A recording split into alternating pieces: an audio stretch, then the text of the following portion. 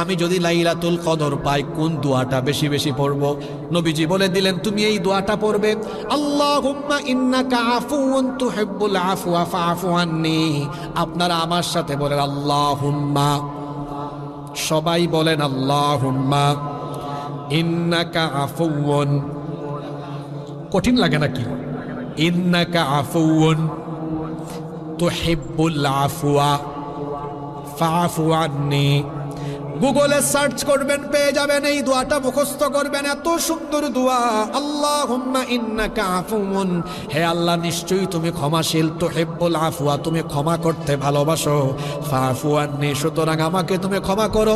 রাসূল বলেছেন লাইলাতুল কদর যদি কেউ পায় আর কদরের রাতে যদি সে দোয়া করে, তার দোয়া যিনি ফিরায়া দেন না তিনি কে?